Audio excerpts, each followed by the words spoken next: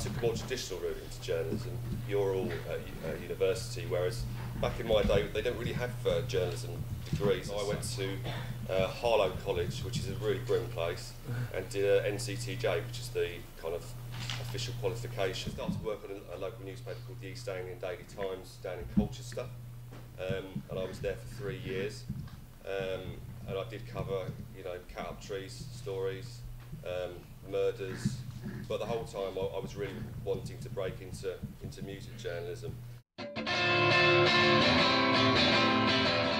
During my time at the East Anglian, alongside the normal news journalism, I found myself interviewing Aphex Twin, covering the V Festival, which started up in Chelmsford, and also ended up doorstepping Graham Coxon's dad when Blur were held up at gunpoint in Washington.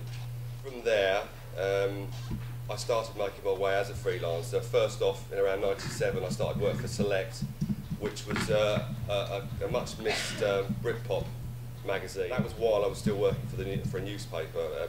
Working freelance in those situations is not ideal. Getting towards the end of 1999, I started working for Melody Maker. This is while I was properly freelance. I did about a year there, covering gigs, writing album reviews, and it was in the last days of Melody Maker, which sadly went to the wall shortly afterwards, like so many of the other magazines that were around at the time.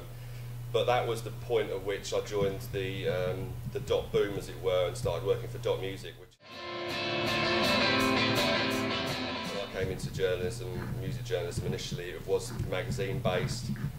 Now everything is online. Unfortunately, the record industry, even now, doesn't take the internet as seriously, probably because of the nature of the way you can publish something in a magazine. It seems to have more form if it's in a newspaper or a magazine and people pay money for it over the counter, whereas anyone can put something up on a blog. The labels and the bands are probably, you know, losing out. They don't have the same control. They're not making as much money. In terms of the journalist's position, multimedia skills are clearly more and more important, and a basic writer, which is what I am, is perhaps not as worthwhile as you may find you can be if you can not only do an interview but put the interview together and then put it up on a website. The print press these days, I mean, The Enemy this week have got on their front page Jack White's, you know, his new band, a feature on that, calling it an exclusive. Well, the exclusive really was when it first came out last week, and you were able to write the story and then put a video link in of his new video immediately. The old style